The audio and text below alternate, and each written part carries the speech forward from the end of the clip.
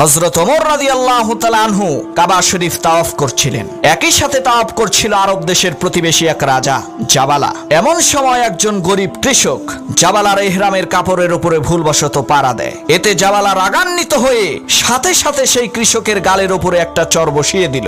এদিকে সেই কৃষক হযরত ওমরের কাছে যেয়ে জাবালার বিরুদ্ধে বিচার দিল। জাবালা ছিল হযরত ওমরের শক্তিশালী একজন মিত্র এবং খুব ভালো একজন বন্ধু। হযরত ওমর জাবালাকে কাছে ডেকে জিজ্ঞেস করলেন, তুমি কি সত্যিই তাকে চর মেরেছো?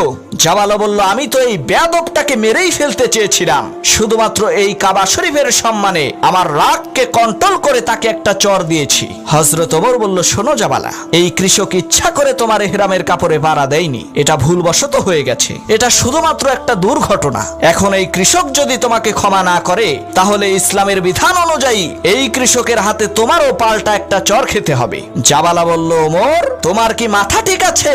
আমি একজন রাজা আর সে হচ্ছে একজন সাধারণ গরিব কৃষক, সে আমাকে কিভাবে থাপ্পড় দেয়? হযরত ওমর বলল, তোমরা দুইজনই মুসলমান আর ইসলামের আইনের দৃষ্টিতে ধনী গরিবের কোনো ভেদাভেদ নাই, তাই তোমরা দুইজনই সমান।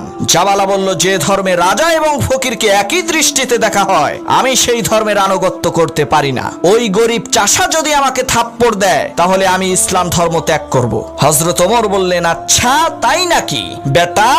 তোমার মতো হাজারো জাবালা যদি ইসলাম ত্যাগ করে চলে যায় তবে সেই ভয়ে ইসলামের একটা ক্ষুদ্রতম বিধানও লঙ্ঘিত হতে পারে না। তোমাকে এই শাস্তি পেতেই হবে। আর ভালো করেই শুনে রাখো, ইসলাম কাউকে জোর করে মুসলমান বানায় না, তোমাকেও বানায়নি। ইসলাম ত্যাগ করে মুরতাদ হওয়ার শাস্তি হচ্ছে মৃত্যুদণ্ড।